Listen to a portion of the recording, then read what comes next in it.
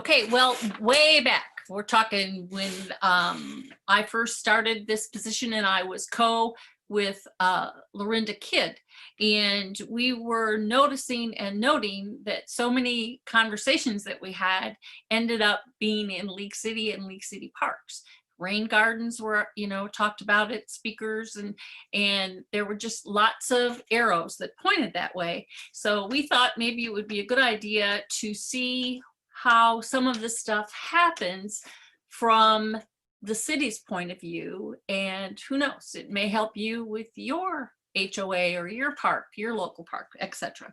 All right, Native Plant Society members notice and admire ongoing parks projects of League City and are curious about what processes are needed to pull these changes together.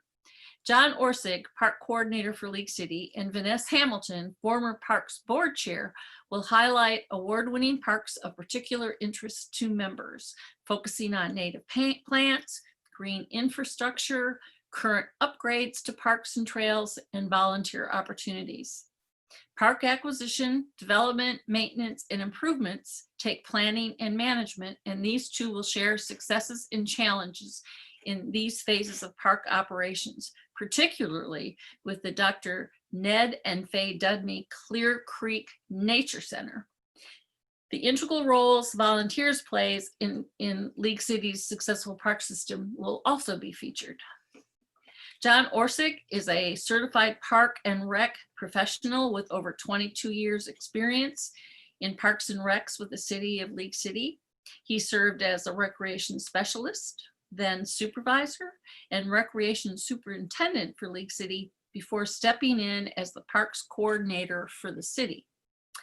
Orsag earned his Bachelor of Science from Texas A&M and is a member of the National Recreation and Park Association and the Texas Recreation and Park Society.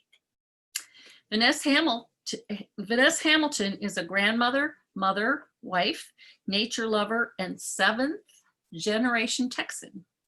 She has been a member of the Parks Board as the president, vice president, secretary, treasurer, and she is the co-author with John of the Dr.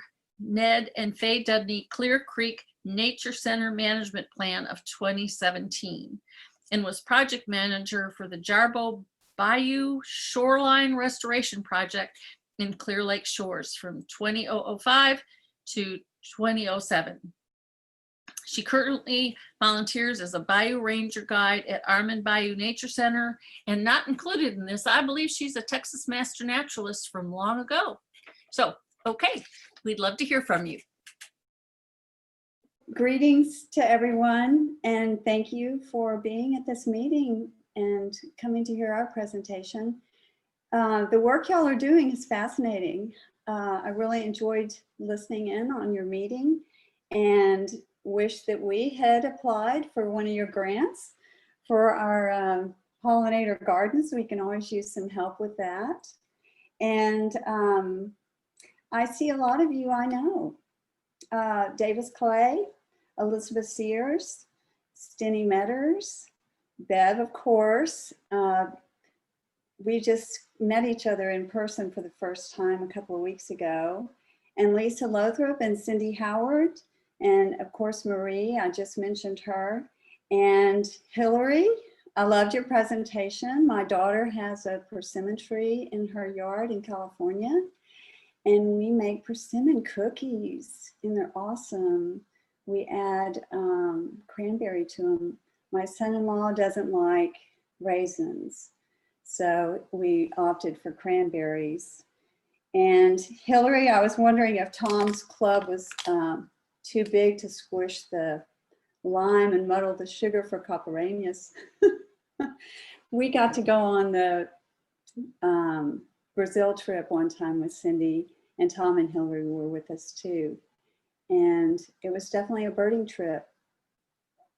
Some of you may know George Regmond, and he was on board with us too. It was a great trip. So you're here to hear about our parks, and we're so excited that y'all are interested in them. And our presentation is really going to be focused on native plants within our park and parks that we think are particularly interesting to you. And I think you've already been well introduced to both John and I, but you can see him in the screen right next to me with his earphones on. And he's available. Please ask me questions as I go along. John will kind of tag me about if you have any questions in chat or anything else like that. So feel free to be a participant and send your questions to us. We'd love to hear. So let's see. I wanted to also focus on park acquisition, development, maintenance, and improvements. All of this takes planning and management. And I kind of think that y'all are not just interested in what we're doing, but you're interested in how we're making it happen. So again, if you have more questions about that, please ask as I go along. So I'm going to start with just a moment about you guys. Beverly, when she and I talked, she said that you guys have a lot of ambition and passion for the planet. So passion is the seed that grows projects. And it's my belief and experience that passion is usually carried in an individual or through an organization like yours. Volunteers and community support are integral to the League City Park system. And I encourage you to get involved, whether you are in League City or your community. Our projects, now I get to go to the next slide. Do I know how to do that, Debbie? Oh, here it goes, yay. Our projects are supported by volunteers, nonprofit organizations, community leadership, and government agencies like Texas Parks and Wildlife Department, U.S. Fish and Wildlife, Galveston Bay Foundation, the General Land Office. We've received millions of dollars from these government agencies, as well as continued technical advice and guidance. Lake City Parks Department partners with volunteers from the Lake City Garden Club, the Master Naturalists, and Galveston Bay Foundation. And the Parks Board itself is a volunteer board.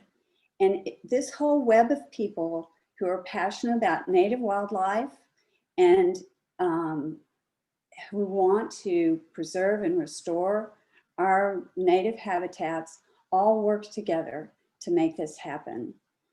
And I know that you see that as you visit other parks. It's not just one entity that makes all of this stuff happen. It's a bunch of resources together, a bunch of people, and a bunch of momentum. And that momentum is started with somebody with passion about it. So I didn't really know which parks y'all wanted besides just the ones that were specific to native plants and natural habitats. So I wanted to let you know, you're not the only one that notices our wonderful park system. We do get awards for this. This award you're seeing now is from TRAPS. It's awarded each year, every 2 or 3 years, by Texas Recreation and Park Society. And this award was given to us last spring, I believe, wasn't it, John?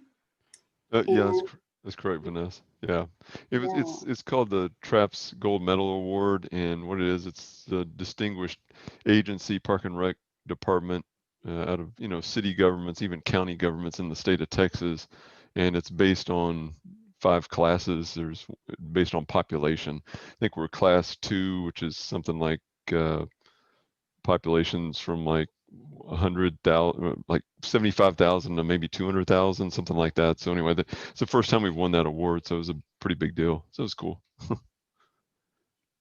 And you can see John there on the right-hand side. He's the tallest one. And in the middle holding the award is Chin Wei in the blue blazer. And he he's the director for Parks and Cultural Services for the city and has been with us many years as well. And beside him is Kenny Walsh, who was here before and moved away, and he wanted to come back to League City and give back to the city. So he is very dedicated to our community. It's great to see. And our other awards are usually given to us from Houston-Galveston Area Council. You probably are familiar with the work that they do as well. And as long as we're with Hometown Heroes as a recipient of this TRAPS award, it is our only LEED certified park. It is a regional park, and when it was being developed, the Parks Board recommended that it be LEED certified. And we went and, did our negotiations with City Council, and they agreed to it. And mainly because of the lower maintenance costs on it and how the short amount of time that those initial expenditures would be reimbursed, so to speak, with our savings. So let's move on to the Girardi Water Smart Park. This was the winner in 2014 on the ground projects for over $500,000. And it was also recognized by TRAPS for innovations in park facilities development. And if you remember, the first one was a statewide award, but this one was just a regional award in the East region. And this park is great.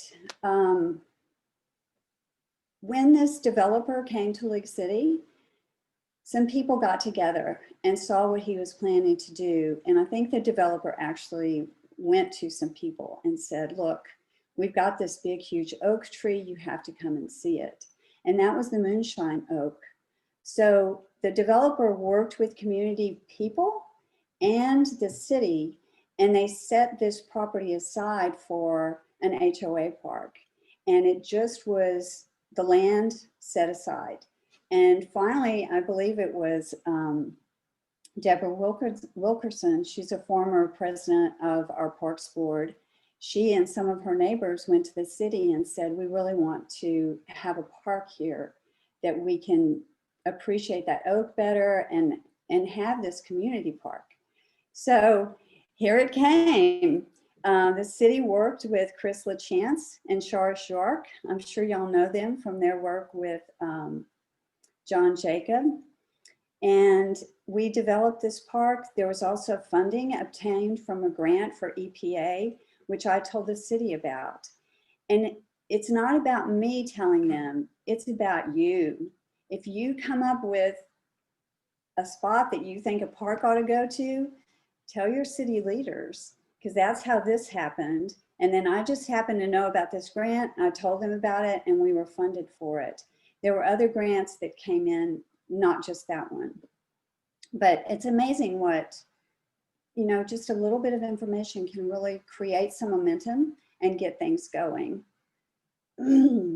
So the resulting park demonstrates water smart techniques from a green roof on the pavilion, which you can see there in the photo, to native plantings to attract pollinators. And there's rainwater runoff treatment from the parking lot through swales, which slow and purify the water. And this is not just information for citizens, it's also information for developers and for our government leaders. They don't always have time to get educated on what's available out there for green infrastructure. So I just want to also mention, when this park opened, it was a big celebration. And that's something that it has, that's another thing for parks. You do all this work to get them going and then they're finished and you have a celebration. And people come, and it's a great moment for you to tell people you don't know what the park is all about, but as well as just to see each other. And I know I have a wide angle picture of everybody that was there, and I can pick out probably 10 people. but I know that there were 10 other people just like me. So we all know each other, you know, when we have this opportunity to come together in our parks. You probably also know about the Compton Oak, which was threatened. It was actually on the Girardi family property at Louisiana Street and 518. And that tree was slated to be cut down for a road expansion. And again, citizens went to the city leaders and said, no, we don't want this to happen. And who knows, maybe you came and lit some candles. They had candlelight vigils to really bring attention to this tree. And, you know, people were really saddened with the idea that it might be cut down. And I'm sure you've probably seen the videos. It was actually moved, and the city invested that money to move it. I think it was around $300,000 just to get it moved. And then over time, we have spent a lot of money taking care of that tree and maintaining it after it was moved. But I think most of you know that Lick City is known for its live oak trees, but this is not a live oak tree that was moved there. It is a Compton oak, and Compton oaks are very rare trees. And this one specifically is either the largest or the second largest in our region. So we're really thrilled that the city leaders got behind it and took care of this tree, and we have it for future generations. And there are some babies, and I'll tell you more about that too. And I heard in the early conversation about some of you birding, and then also there's a class on planting for your birds. I'm a big birder and I love to kayak. I think it's a great way to see the birds, especially our bald eagles. So the Clear Creek Paddle Trail, if you go on to the Lick City website, you can get a view of this, but you can get all the details, the maps of it. But you can also go on the website. We recently have a volunteer who's doing YouTube informational videos on our parks, and she just put up one about the birds, which parks in the city you can find birds and what kind of birds you can expect to see when you're there. This launch right here is at Heritage Park, and it's my favorite launch, mainly for the location. Heritage Park also has the Butler Longhorn Museum, but this trail, this part of the kayak trail, gets you really close to where the bald eagles are near Highway 3 and the Clear Creek Bridge. So you can sometimes catch them flying overhead or maybe even feeding in Clear Creek. And also it's very easy access to the Clear Creek Nature Center. Our paddle trail was also a winner in small projects category for 2013, on the ground projects under $500,000. And that's given by the HGAC Parks and Natural Areas. We have 3 kayak launches currently on the trail. One is in Lindgren Pond Park, Countryside Park, which is far west Lick City. And then Walter Hall Park, which is a Galveston County Park. And then this launch here. And between this launch and Highway 3, we have another one planned, and then another one planned at the Clear Creek Nature Center. And John, do you know any updates on that? Do we have funding for those already in place and it's in development? You're talking about the canoe kayak launch at the Nature Center? At the Nature Center? Yeah, there's a one that's proposed for over there at the Nature Center on the west side of 270, and then also another one at the Kilgore Davis track off of Kansas Avenue, and then possibly another one west of town, west of I-45 in Myrtle Park, which all 3 of those are just kind of early design phase. It's still has a way to still have a ways to go with all three of those launches. Great. And I think y'all all know this one. League Park is probably our most known and most visible and most photographed park. It is on Main Street near the railroad crossing, nestled under the canopy of oaks. At the turn of the century, a bandstand stood there, but was long gone by the 1950s. My mother brought forth the idea of building a replacement bandstand to city leaders and the League City Garden Club as a bicentennial project. The high school wood shop class built it with grant money and matching funds raised by the garden club. This park has been closed since December last year and is undergoing major renovations. And its design was by Clark Condon. And the design took years. And it mainly took years because not everyone agreed on what was happening there. It went full scale, something really slick and commercial, to really being more neighborhood oriented and more family friendly and more tree friendly. People came forward and said, look, you know, don't do a whole lot of stuff under these trees. They're beautiful. We want to save them. So even though there's a lot of construction you can see here, even before that began, fertilizers were put in place. And I show this picture mainly so you can see how the trunks of the trees were taken care of during construction. And they were really kind of the centerpiece for this construction project. Everything was done to protect them. And we're now almost finished.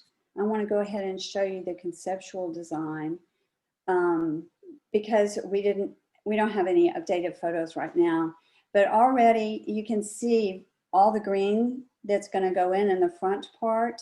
And again, the city and the landscape designer listened to us. They're putting in perennial plants, not annuals. There's irrigation for these oak trees. And anytime the bricklayers came in and as they were digging, they found a large supply route, they actually diverted the sidewalk around that. So the whole kind of design concept was really to nurture the trees themselves, the oak trees, and create a landscape that is more lasting and just more green. The whole park is going to be a whole lot more green. And this project is getting really close. John was just updating me today. I was by there Friday, and there's new plants already in. And even today, I think the sod has gone down. So it's supposed to be finished at Christmas, and they are saying maybe earlier. So it should be finished anytime between now and Christmas. Do you want to add anything, John? Yeah, I was going to say that's a good thing. I mean, we're getting close. It's getting there, getting down to the nitty gritty and the small details and everything. But it's a lot of small details, especially when you're dealing with a huge amount. You know, all these oak trees and the root systems and everything, and the plantings, irrigation. You have all kind of. It's a small area, as you know. It's a beautiful park, but it's a very small, about an acre and a half piece of property. So there's a lot going on, and so we're getting there. And as long as the weather still keeps cooperating like it has lately, then we'll definitely be done here within the next couple months. Thanks. You're welcome. And speaking of celebrations, we have a lot of celebrations there. People have weddings there at the bandstand. We always have a big Christmas holiday in the park event, 4th of July, Memorial Day, Labor Day. So it's a very well-used park and very reminiscent of the way smaller communities used to be. And funding sources. I think y'all really wanted to kind of get an idea of how it's happening. And I just want to point out first that we do get a lot of funding from the city itself, but most of that funding comes from developers. Lynn Grapan, I mentioned him earlier. Countryside Park is named for him. He was an early, I'm not sure, he did serve on city council, but he was very active in the community. And he worked with the city on developing an ordinance whereby the developers contribute for park dedication fund. And it is in our current ordinances that every developer contributes so much money per rooftop that he puts in. And that money is set aside for development and land acquisition for our parks. Plus the city, through its general fund, gives us certain monies for maintenance. And of course, all of our staff is supported from the general fund. We also have a 4B Industrial Development Corporation, which is really helping us with our baseball fields, as well as hike and bike trails. So it's a great source of development. And John, is it from the hotel motel tax? Is that the source of revenue for that? Do you remember? Yeah, the 4B fund. Yeah, what that is, it's basically funds that go into a big coffer from sales tax. Like anytime you go to Home Depot, Lowe's, buy some plants, get lumber, go to the grocery store, get some groceries, whatever, when you have on your receipt, there's always, it says sales tax, 8.25% or whatever. Well, what that is, that it's 1/4 of a cent. So 1/4 of a penny, basically. You wouldn't think it would add up to much, but when you're talking about all these types of businesses in the whole community over time, it adds up to quite a bit of money. And the 4B funds, that's what it's used for amateur athletics. And that's built the sportsplex. It's built a lot of the hike and bike trails in town, several miles worth of hike and bike trails, in fact, over the last few years. And it's a good funding source, which is, like I said, it's just the sales tax is basically, any goods that any person, whether you live in town, you're a person passing through, whatever. I mean, you're going to buy goods anyway. So there's a lot of communities, a lot of cities in Texas that have this, and it's a good funding source for parks. And we've had that for several years. And of course, Texas Parks and Wildlife and Texas Department of Transportation. TxDOT actually contributes a great deal for our hike and bike trails. I believe it's usually like 60-40 split. Is that right, John? For our hike and bike trails? Yeah, actually, it's even better than that. It's 80-20. It's the TxDOT pays for 80% of the trail project. That includes design cost and construction cost, and then the city just pays 20% for those projects. And there's one going in now on 270 where it connects is to the south of the nature center in front of Clear Creek Community Church, where that trail just came to a dead end, a 10-foot wide trail. They just started that segment that'll go all the way to the Five Corners and connect there. And from there, from the Five Corners at Clear Creek High School, you can go all the way east to all the way to 146, because that 10-foot trail's been there for several years. And that was done by TxDOT as well when they widened 518 years ago. So that's a really good funding source from Texas Department of Transportation. And we do those trails based on a plan. Our city develops a parks plan, and this last time we did it, we usually do it about every 10 years. And the last time we had a separate plan for trails and we had a separate plan for parks. So in 2018, we combined those as a revision process, and that also won an award. So we're just award winning over here. But I mentioned plans because they're so important for funding. You really have to have a plan together. And that gives credence to your request. A funding agency, whether it's Texas Parks and Wildlife or a foundation, they're going to know what your plan is. So planning is very important. And I also want to mention our staff, because you heard in the introduction, John has been with us for 22 years. Many of our staff members have been here a long time, and it creates that institutional memory, but it also creates a real connection between the staff and the community at large. And I can't speak enough about that. If you want to make things happen, I think there were 2 ladies who went to the legislature, right? And got Native Plant Society Week for the state of Texas. They knew those legislators. So get to know your city leaders, tell them what your projects are, share your passion with them, educate them, and get them organized. We did. We did. So I'm kind of watching the clock. I think I'm kind of getting a little long. So I want to go ahead and go to the Clear Creek Nature Center.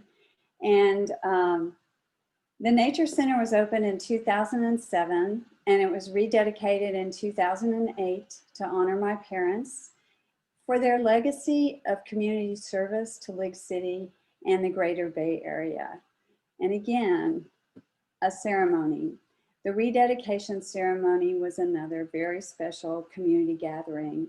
And after my father passed away, Sharon Schmalz is my neighbor, and I'm sure y'all know her from the Texas Wildlife Center of Texas. And she brought out 2 red-shouldered hawks to be released at the park and in honor of my dad. So that was, just another way to celebrate our native species, as well as people that make things happen in their communities. This park has won 2 awards. It received an achievement award from HGAC in recognition of excellence in large projects in 2008. And then it also received winner in the policy category for 2017. And that was for the management plan that John and I co-authored.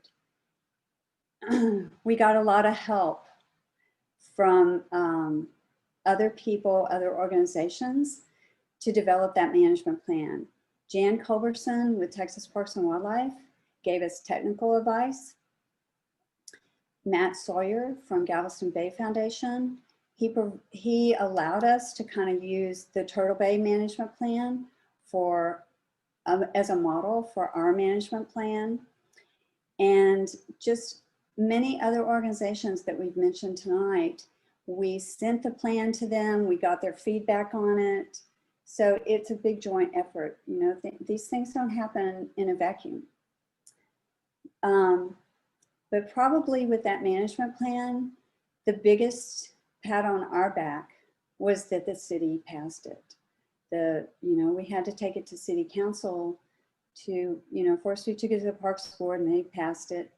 And with their recommendation that city council pass it. And sure enough, city council did. So we were, that was our big pat on the back. We were thrilled with that. But that document directs what happens out there. When you see these gardens going in, that's part of the plan. We want the pollinator garden out there.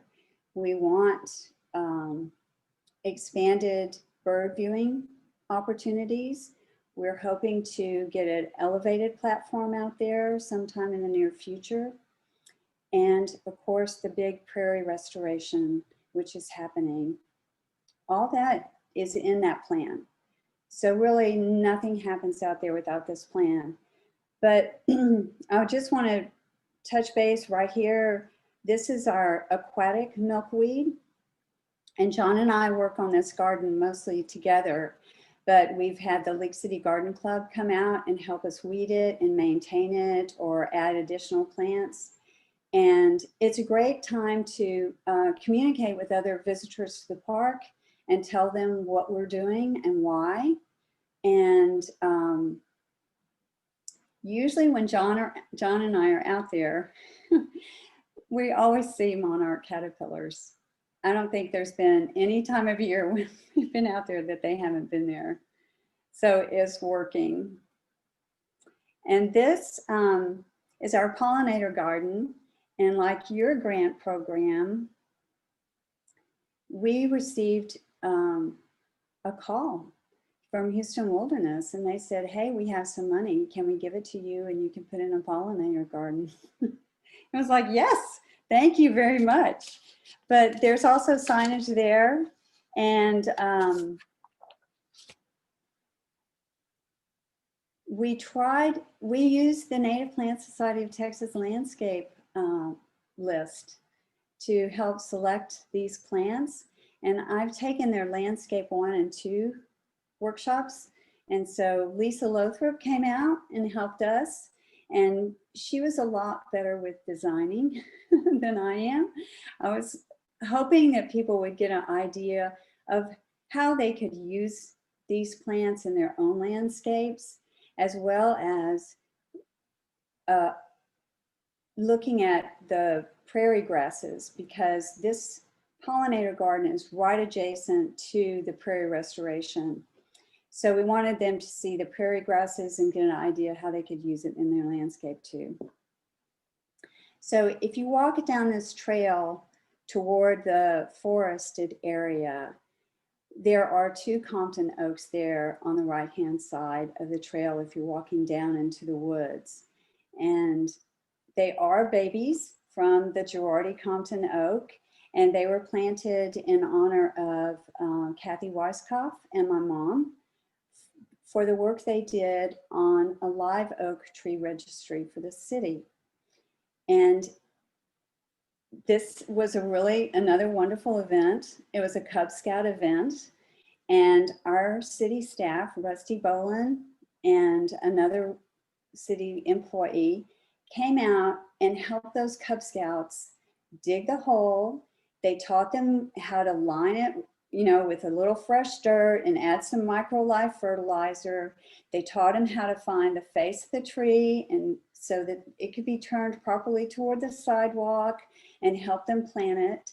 And as we were out there were maybe 12 of us, because Mom and Kathy were able to invite a few people. 2 bald eagles flew over. So, you just never know what's going to happen when you're out in those parks. So the 11-acre prairie restoration is in the works right now, and it's our largest clearing of invasive species. And it was accomplished by the city, not with grant money, just strictly by the city. It is a mitigation project for a water line that's going in. And I think you all have seen it, hopefully. It was cut maybe 8 months ago, and maybe last fall, almost a year ago now. And we seeded it with mostly wildflowers and, of course, all native species and grasses. And we have just gone back in, we let it grow up wild, and we've just gone back in with the cutters. And of course, this was all guided by Texas Parks and Wildlife. But, we need somebody like Jim Huron and Tom Solomon, Andy Sitbox, to come and help us on this project, to be a spearhead for that. I know that Hillary and many of you volunteer out at Ormond Bayou Nature Center, and that prairie restoration takes tons of volunteers, and it happens over years. It doesn't just happen overnight. So there's really a huge opportunity to work with the city on that project and really be a guiding force. Share your passion for prairie restoration. And we also have just been, there it is, there's our prairie. That was in the spring bloom. It was just beautiful. I hope you got out there. The insects are already using it. the deer, the birds. And here we are clearing invasives. And we do this project with Galveston Bay Foundation. They help us advertise for volunteers. They bring us tools and give a little demonstration on safety. And it's just been a wonderful partnership with them. And we've also been planting with their help. They have a nursery and they help us grow American beautyberry, coralberry, mulberry. And we have been planting those in areas where there's not any clearing done yet. It's just within the trail system, but not accessible really to anyone. So we continue to restore those native species that are no longer present in the park. And then there's one more park I wanted to tell you about, which also needs a leader, somebody with passion. This is the Dick Benoit Prairie Reserve, and it's over on 96, just before 146. It was originally, when we acquired it, 44 acres of pristine prairie. And this is about what it looked like then. We have not developed it as a park because we have limited access for parking. We have been trying to work with the neighborhood and also the adjoining property owner to acquire that. But until we have access, we won't develop it. But in the meantime, the city is cutting back the tallow, but it's a pristine prairie that just needs somebody to guide it and help it come back to its full glory. So here we are. This is John and I out there cutting invasives. And we'd love to have you come and join us. So here's our contact information. Give us a call. And if you ever have any questions, John's a wonderful, very kind person, and he will answer any questions you have. And I'm happy to help you in any way myself. So I think with that, do you have anything you want to add, John? No, not really. That was really good, Vanessa. I appreciate it. Yeah, I've been answering some of the questions in the chat box while you've been talking and speaking and everything.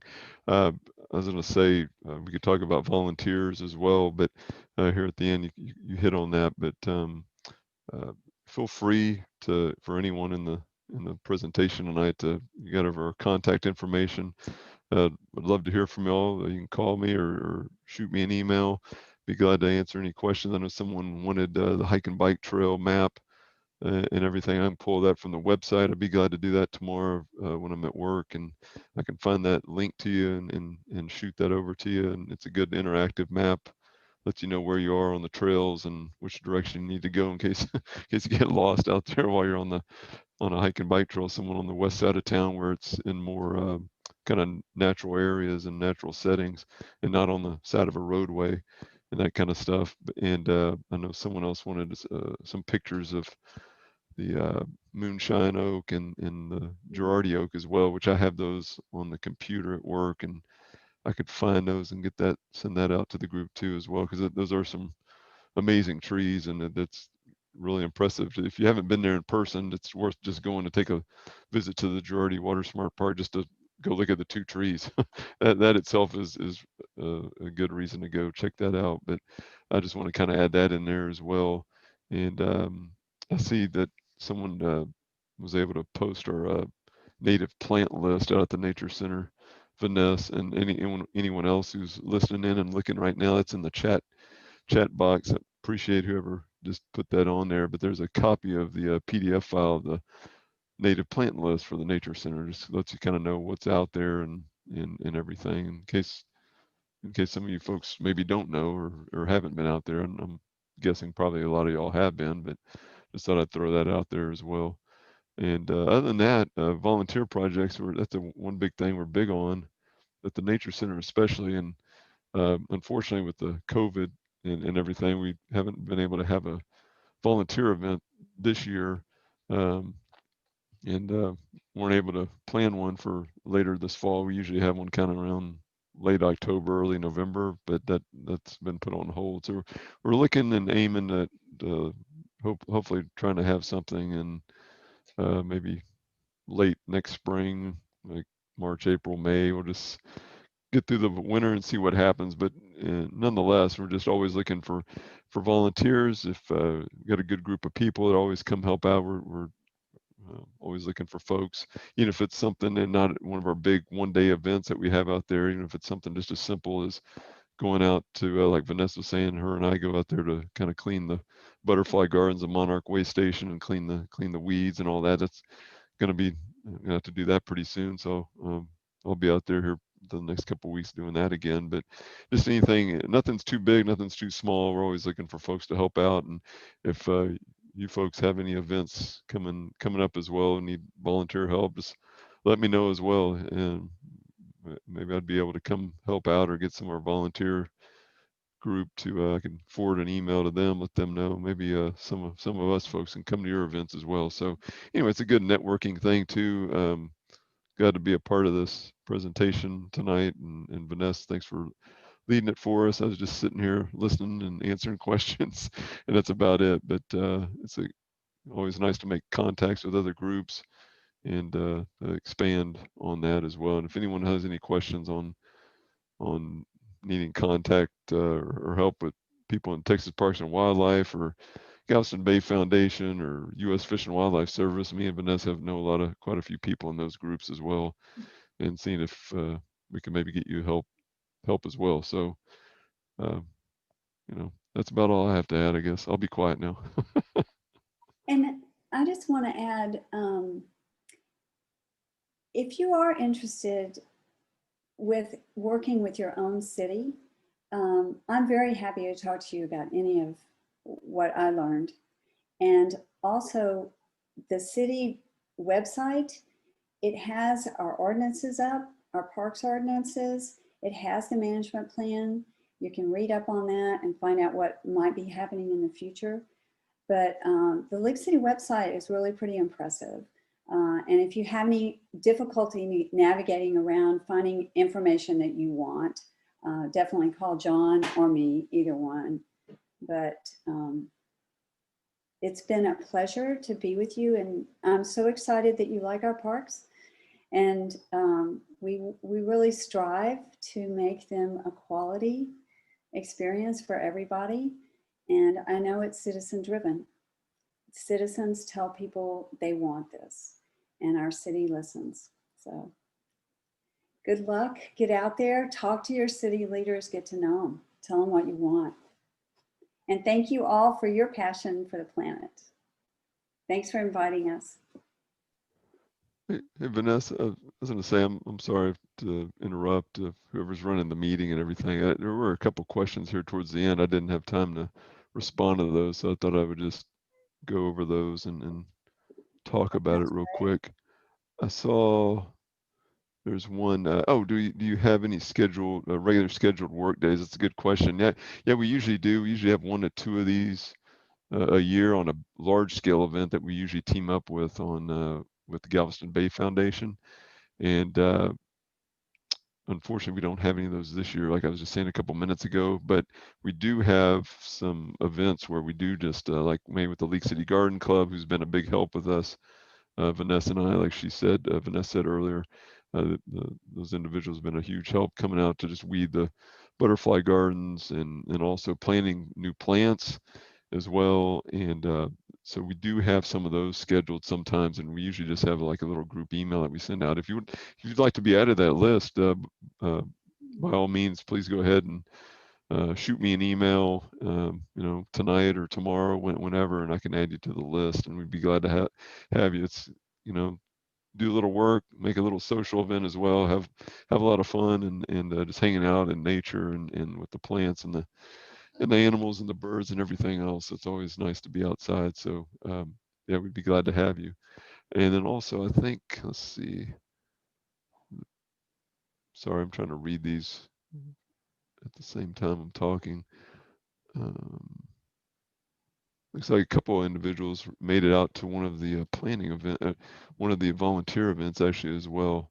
I think it says Chat Smith and George Kayam. I'm sorry if I'm mispronouncing your names here, but said y'all help with the invasives at the Nature Center. So appreciate that. We're glad you're able to join Yeah. us and to come out there. Thanks for letting us know about that. We appreciate that. And I see something here. Someone says, please notify. I should have my glasses on. I think it says the GBAC of volunteer availability. If this is a silly question, but what, I'm sorry, but what does that stand for? If someone could tell me. Galveston Bay Area Is it the, chapter of the Master Naturalists. okay, if it's a Master Yeah, Naturalist. chapter Galveston Bay chapter Master Naturalist. Oh, okay. Yeah, for sure, definitely. And Thank you, Davis. yeah, thanks Thank for you, Davis. telling me there. Yeah, that's we definitely would. That's a good idea, and I can get that information from Vanessa, and she's a member, and see who the exact contact person is to send that information to. And I think, you have anything else to add, Vanessa? I'm looking here to see. I think there's a few more questions here. The population of Lake City is now over 100,000. We're like 108. Yeah, it's Did you already pushing. answer that one? It's getting close. No, I did not. Yeah, it's getting close Yeah. to 100, getting close to 110,000. Yeah, There you go. we'll be there soon. I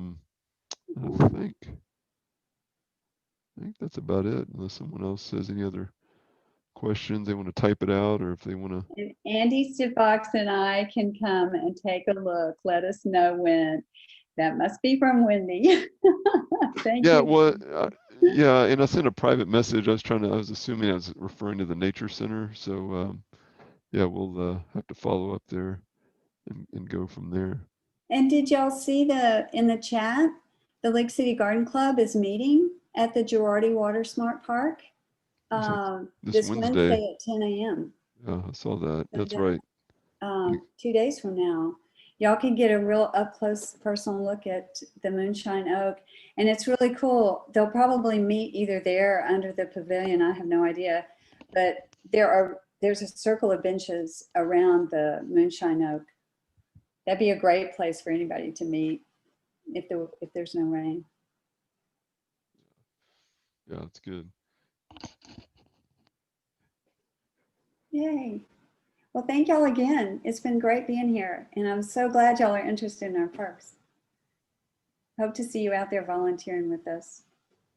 Yeah, same as well. Same here, everyone. I appreciate the time and thank y'all for inviting us tonight and letting us share a little bit of a glimpse of some of our parks and also talking about a few of the plants and the native plants and trees that are located in a few of these as we try to save these, trees and plants and just try to get more people out and educate the public to come to our parks and share the experience outdoors and educate young and old alike just what's there and what you can see in some of these park facilities. And we're always glad to share that with everyone. And thanks again, Vanessa, for leading the presentation, and great job as always. And we appreciate all your help with guiding us, being a leader in the park system here for the city of Lake City.